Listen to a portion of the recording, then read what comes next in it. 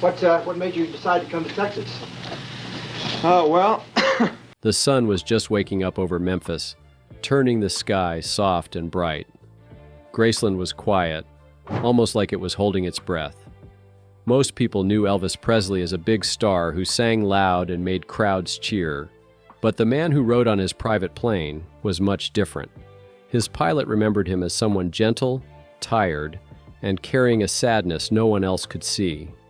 On the last day they flew together, Elvis said something that the pilot never forgot, and that moment changed everything. The man behind the legend. Everyone knew Elvis Presley. His face was on every magazine. His voice filled radios around the world. Millions of people screamed his name and wanted to touch him. But very few people really knew the man behind all that fame. Very few saw the tired eyes when the curtains closed. Very few heard the silence that followed the roaring crowds.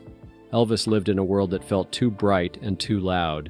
Imagine being so famous that you could never walk down a street like a normal person. Imagine never being able to go to a store or eat at a restaurant without hundreds of people surrounding you. Elvis had everything money could buy, but he could not buy peace. He could not buy a quiet moment to just breathe. In his final years, something changed inside Elvis. The spark that once lit up stages began to flicker like a candle running out of wax.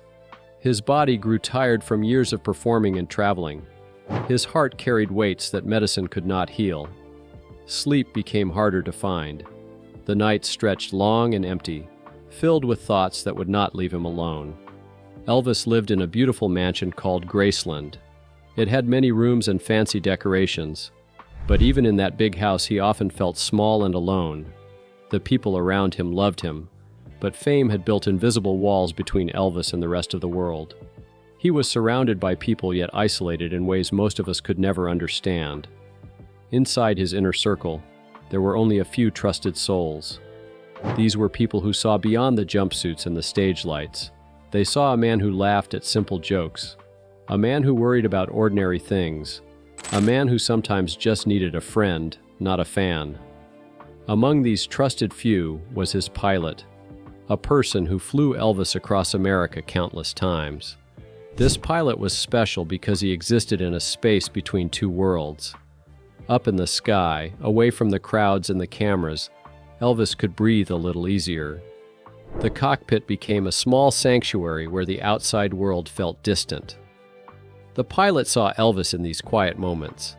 He saw the exhaustion that makeup could hide on stage, but not at 30,000 feet in the air. He heard conversations that never made it to reporters or history books. During those flights, Elvis was just a passenger trying to get from one place to another. Sometimes he was tired. Sometimes he was thoughtful. Sometimes he stared out the window at clouds, perhaps wishing he could float, away like they did. The pilot noticed these things. He noticed when Elvis seemed heavier, not in body, but in spirit. He noticed the medicine bottles. He noticed the way Elvis sometimes closed his eyes, as if the weight of being Elvis Presley was just too much to carry. Nobody knew it then, but one particular flight would become unforgettable. It would be a journey that carried more than just a passenger from one city to another. It carried emotions, unspoken worries, and moments that would later feel precious beyond measure. The pilot did not know that this flight would be among the last times he would see his friend alive. Elvis was nearing a breaking point that the world could not see. Behind the legend was a human being who had given everything to his music and his fans. He had shared his voice, his energy, and his soul with millions. But what happens when you give so much that nothing remains for yourself? What happens when the person inside the legend grows too tired to continue? The pilot witnessed something during their time together, something that went beyond flying an airplane. He saw the real Elvis, the one who existed when the costumes came off and the stage lights went dark. He saw a man who was both extraordinary and heartbreakingly ordinary. And in those final flights together, he carried not just a passenger, but a secret sadness that would soon make sense to everyone. The pilot who saw everything. Not every hero wears a cape or stands on a stage. Some heroes sit quietly in cockpits. flying people safely through the sky. Elvis Presley had such a hero in his life. His personal pilot became one of the most important people in his world, even though most fans never knew his name. This pilot saw things that cameras never captured. He heard words that microphones never recorded. He became a silent guardian of secrets that Elvis carried in his heart. Their friendship began simply, the way many good friendships do. Elvis needed someone reliable to fly him across the country. Tours took him everywhere. Sometimes he needed to escape when the pressure became too heavy. The pilot was skilled and professional, but more importantly, he was trustworthy. In a world where everyone wanted something from Elvis, the pilot just wanted to do his job well and treat Elvis like a regular person. Elvis noticed this difference immediately.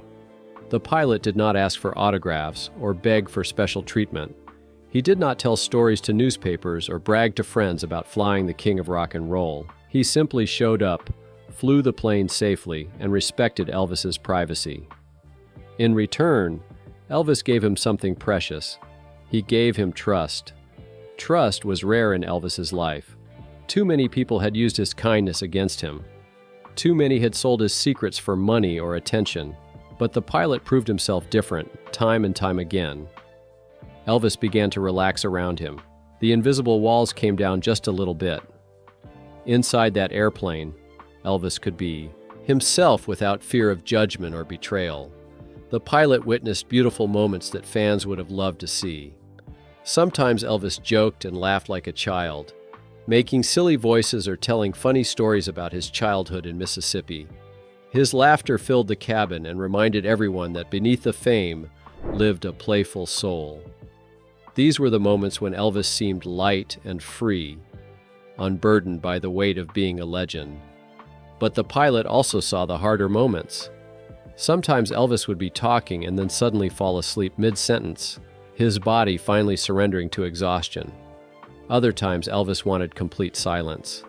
He would look out the window for hours, watching clouds drift past, lost in thoughts he never spoke aloud. The pilot learned to read these moods. He knew when to make conversation and when to simply let Elvis exist in peace. Flying high above the earth, away from screaming crowds and flashing cameras, Elvis revealed his true emotional state. Up there, he could not pretend. The pilot noticed everything. He saw how Elvis gripped the armrest during turbulence, not from fear of flying, but from something deeper. He noticed the medicine bottles that appeared more frequently. He observed the dark circles under Elvis's eyes that makeup artists worked hard to hide. In the months before that final flight, something shifted. The pilot felt it in his bones. Elvis seemed different. The jokes came less often. The silences lasted longer. When Elvis did speak, his words carried a heaviness that had not been there before. It was as if Elvis was carrying an invisible burden that grew heavier with each passing day. The pilot watched Elvis stare out windows with eyes that looked far beyond the clouds. Sometimes Elvis seemed tired in a way that sleep could never fix. It was a tiredness of the spirit, a weariness that comes from giving everything you have until nothing remains inside. The pilot wanted to help, but did not know how. What do you say to someone who has everything yet seems to have nothing at all? There were moments when Elvis seemed almost transparent, as if he was slowly fading away even while still breathing. The pilot noticed how Elvis touched his chest sometimes, as if checking that his heart still beat. He noticed how Elvis moved slower, as if his body had become too heavy to carry. These were not things Elvis discussed. They were simply truths the pilot observed because he paid attention. The pilot never imagined that his observations would one day matter so much. He never thought he was witnessing the final chapter of an incredible life. He was simply doing his job, flying his friend from place to place, offering silent companionship in a world that demanded too much from one man. But looking back, the pilot realized he had been given a gift. He had seen the real Elvis Presley, not the legend on posters, but the vulnerable human being who trusted him enough to let his guard down at 30,000 feet. The final request. The phone rang in the middle of the night. Most people sleep during those dark hours, but the pilot had learned that Elvis lived on a different clock. When you cannot sleep, When your mind races with thoughts that will not quiet down, 3 in the morning feels just like 3 in the afternoon, the pilot answered, already knowing who it would be. Elvis's voice came through soft and tired. He did not sound like the powerful performer who commanded stages. He sounded like someone who had been awake too long, thinking too much. He asked for a flight, but this request felt different somehow. There was something in his tone that made the pilot sit up straighter and listen more carefully. Elvis wanted a quiet trip. Just him and the pilot. No bodyguards crowding the cabin. No managers making phone calls. No entourage filling seats with noise and energy. Just peace and sky and silence. Elvis said it simply but firmly, as if this flight mattered more than all the others before it. He said he needed this one to be just for him. The pilot agreed without asking questions. That was part of their unspoken agreement. Elvis asked, and the pilot provided. But something felt unusual about this request. It sat heavy in the pilot's chest like a stone. When Elvis arrived at the airport, the pilot felt his breath catch in his throat. Elvis looked different. The man walking toward the plane seemed older than he should be. Time had pressed down on him like gravity pulling too hard. His face carried lines that had not been there months before. His eyes, once bright and full of mischief, now seemed dim and distant. As Elvis climbed aboard, the pilot noticed his hands. They shook slightly when he gripped the railing. Elvis tried to hide it, but the pilot saw everything. He had trained himself to notice details because details keep people safe in the air. But these details frightened him. They spoke of something wrong, something breaking down inside his friend. Once they were airborne, Elvis settled into his seat and stared out the window. The pilot heard him breathing, heard how each breath seemed to take effort, as if the simple act of filling his lungs had become work. Elvis did not joke. He did not tell stories. He simply existed in that space between earth and heaven, wrapped in thoughts the pilot could not reach. The silence stretched long but not uncomfortable. It felt like Elvis was replaying memories in his mind, watching his whole life pass by like a movie only he could see. Sometimes his lips moved slightly, as if he was talking to people who were not there. The pilot wanted to ask if everything was okay, but sensed that words would shatter something fragile. Then Elvis spoke, and his words hung in the air like smoke. He said he was tired of being Elvis Presley. The pilot felt those words land in his chest. What does it mean when someone is tired of being themselves? When the person you are has become a costume you cannot take off? Elvis continued talking, his voice barely above a whisper.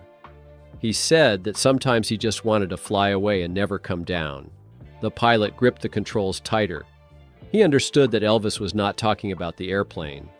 He was talking about escape, about freedom, about a peace that seemed impossible to find on the ground where everyone wanted a piece of him. The pilot looked at Elvis through the small mirror pilots used to check on passengers. Elvis had closed his eyes, but tears leaked from the corners and traced down his cheeks. This was not the Elvis the world knew. This was a man whose spirit had grown dim from carrying too much for too long. At that moment, the pilot realized something that made his heart ache.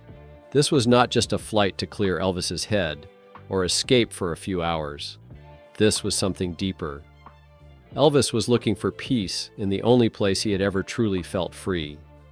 Up here, above the clouds, nobody could touch him. Nobody could demand anything.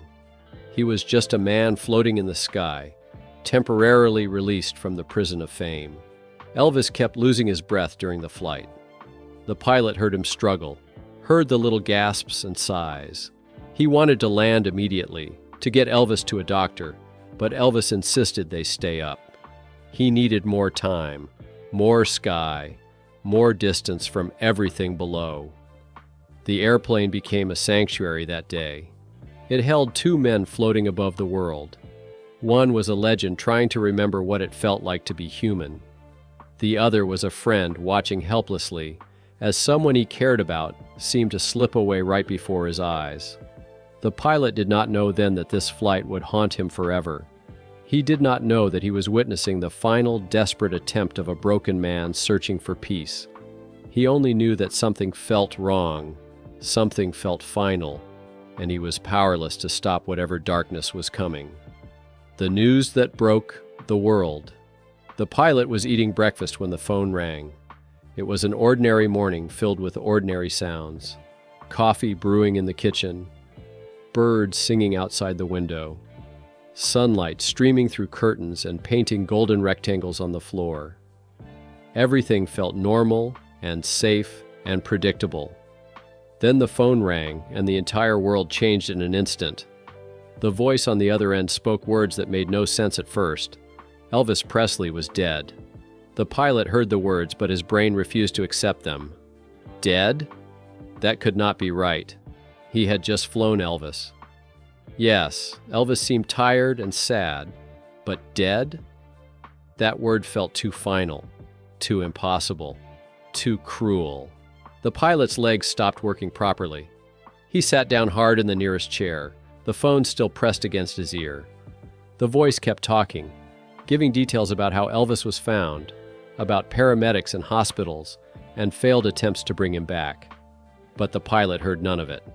His mind had traveled back to that airplane, to that last flight, to Elvis, staring out the window searching for something in the clouds. He just flew him, the pilot thought. He did not seem okay, but he did not think it would be this. Guilt crashed over him like a wave. Should he have done something different? Should he have insisted Elvis see a doctor? Should he have refused to land until Elvis promised to get help? 1,000 questions attacked his mind, each one sharper than the last. He remembered Elvis climbing those stairs so slowly, breathing so hard. He remembered the way Elvis's hands shook. He remembered the exhaustion that lived in Elvis's eyes like a permanent resident. All the signs had been there, painted clearly for anyone paying attention. The pilot had seen them. He had noticed everything, but he had not understood what it all meant. Or maybe he had understood but hoped he was wrong. The pilot ended the phone call without remembering what he said or how he said goodbye. He sat in his quiet kitchen while the world outside continued as if nothing had changed, but everything had changed.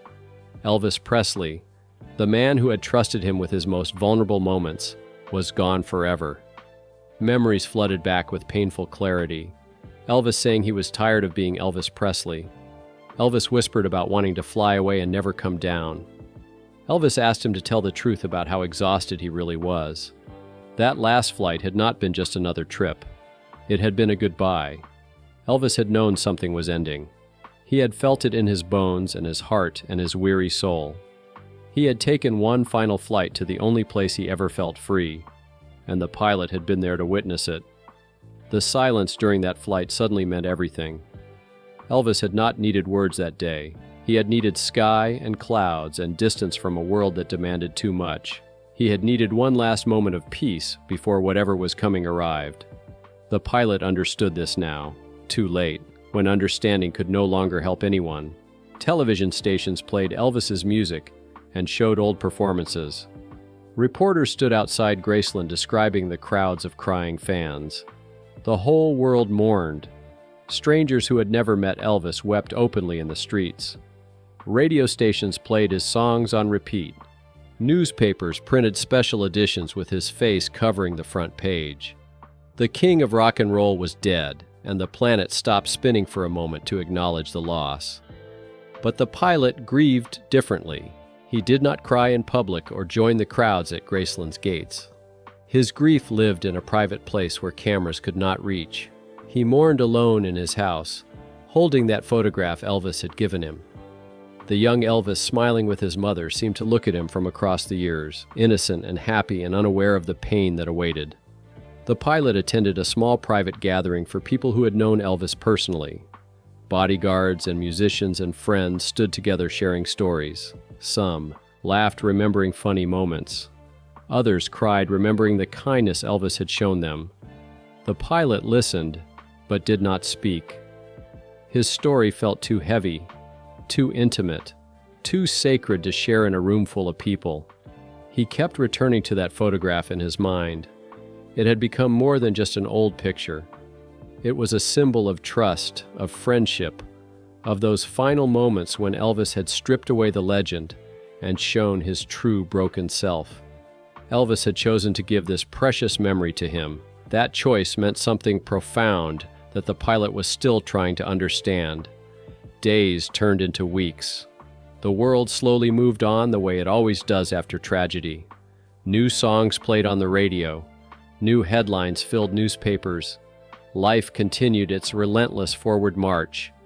But the pilot remained stuck in that airplane, replaying every word, every silence, every painful breath Elvis had taken. He struggled with whether to tell anyone about that last flight. The story belonged to him and Elvis alone. Sharing it felt like breaking a trust, like exposing something private that should remain hidden. Elvis had opened his heart in that airplane because he knew the pilot would protect his vulnerability. How could he now speak those secrets to the world? For years, the pilot kept silent. He went about his life flying other passengers to other destinations, but part of him never left that final flight. Part of him stayed suspended in the sky with Elvis, watching clouds drift past, listening to confessions that broke his heart. The photograph sat beside his bed, a constant reminder of the boy who became a legend and the man who got lost somewhere in between. Sometimes late at night, when sleep refused to come, the pilot would take out that photograph and study it closely. He would trace the smiles with his eyes and wonder what young Elvis would think if he could see his future. Would he still choose fame if he knew the price? Would he still sing if he knew how heavy the crown would become? The pilot carried this weight alone, this knowledge of Elvis's final peaceful moment before everything ended. He was the last person to see Elvis truly at rest, truly free from the demands of being a legend. That gift and that burden would stay with him forever, a secret too precious and too painful to release into a world that had already taken too much from the man he called friend. What happens when the pilot finally talks about his side of the story? The pilot's final confession. Many years have passed since that final flight. The pilot is older now, his hair gray and his hands marked by time. He still keeps that photograph of young Elvis and his mother beside his bed. He still remembers every detail of their last journey together as clearly as if it happened yesterday. Some memories fade with age, but others remain sharp and vivid, refusing to soften no matter how many years go by. For decades, the pilot remained silent about what he witnessed. People asked him questions about Elvis. Reporters wanted interviews. Writers called seeking stories for their books. But the pilot always declined politely and firmly. He felt that sharing those intimate moments would betray the trust Elvis had placed in him. That trust meant everything.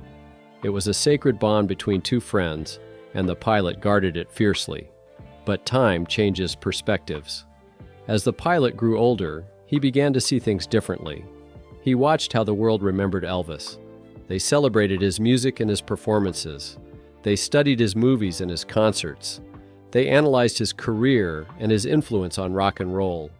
All of this was important and true, but something crucial was missing from the story. The human being was getting lost beneath layers of legend and myth. The pilot realized he carried a piece of truth that the world needed to hear. Not gossip or scandal, but something deeper and more meaningful. He held memories of Elvis as a vulnerable human being who struggled with pain that fame could not heal. These memories showed that success and adoration do not protect someone from suffering. They showed that behind every legend lives a real person with real feelings and real breaking points. So the pilot decided to speak, not to exploit Elvis or profit from their friendship, but to honor the man he knew. To show the world that Elvis Presley was more than a name on records and posters. He was a tired soul searching desperately for peace. He was someone who gave everything to his music and his fans until nothing remained for himself. He deserved to be remembered as fully human, complete with all the struggles that humanity brings. The pilot thought carefully about what to share and how to share it. He wanted to be truthful but also respectful. He wanted to reveal Elvis's pain without sensationalizing it. This was not entertainment. This was testimony from someone who witnessed a private battle that most people never knew existed. When the pilot finally told the story of that last flight, his voice carried both sadness and gratitude. He described how Elvis looked peaceful up in the sky despite everything. For those few hours suspended between earth and heaven, Elvis found a small measure of freedom. The weight lifted slightly. The demands faded into the distance below. The crowds and cameras and constant pressure could not reach him at 30,000 feet. In those moments, Elvis was just a man looking at clouds and thinking about his life. He was not performing for anyone. He was not trying to be the king of rock and roll. He was simply existing in a space where he could breathe without someone wanting something from him. The pilot treasured these moments because he knew how rare they were for Elvis. The airplane had become a sanctuary, and he felt honored to provide that gift. The pilot reflected on Elvis's life with a mixture of admiration and heartbreak. Elvis had achieved things most people only dream about. His voice touched millions of hearts. His music changed culture forever. His talent and charisma created joy for countless fans around the world. These accomplishments were real and important and worthy of celebration. But success came with a terrible price. Elvis paid with his privacy, his freedom, and ultimately his health. He gave pieces of himself away until nothing solid remained at his center. The pilot watched this happen gradually over their years together. He saw the light dim. He saw exhaustion replace energy. He saw a spirit slowly breaking under pressure that never stopped and never eased. The world loved Elvis Presley, but that love was demanding and relentless. It wanted more songs, more concerts, more pictures, more everything. It consumed him like fire consumes wood, burning bright and beautiful, but leaving only ash behind. The pilot wished people had understood this while Elvis was still alive. Maybe things could have been different. Maybe Elvis could have found rest before it was too late. Now the pilot shares this story as a gift to Elvis's memory. He wants people to understand that their hero was human. He struggled. He was hurt. He felt alone despite being surrounded by millions who adored him. This does not diminish Elvis's greatness. Instead, it makes his accomplishments even more remarkable. He kept performing and creating beauty even while carrying unbearable weight. The pilot's final thoughts return to that photograph. Young Elvis smiling with his mother, innocent and full of dreams, unaware of what awaited him. The pilot looks at this image and feels both joy and sorrow. Joy for the happiness captured in that moment. Sorrow for the pain that would eventually replace it. He wonders if young Elvis would make the same choices knowing where they would lead. He hopes that somewhere beyond this world, Elvis has finally found the peace that eluded him in life. The pilot hopes that by sharing this truth, people will see Elvis more completely, not as a flawless icon, but as a real person who tried his best and gave everything he had. Someone who deserved compassion and understanding. Someone who should be remembered not only for his music, but also for his humanity and his struggle and his courage to keep going even when every part of him wanted to stop. So what do you make of the emotional truth behind Elvis Presley's final flight? Was it a quiet goodbye hidden in plain sight, or a glimpse into the pain he carried alone? Let his story remind us that even legends have fragile moments. Let the story of life and love encourage us to live our best moments with the people we love.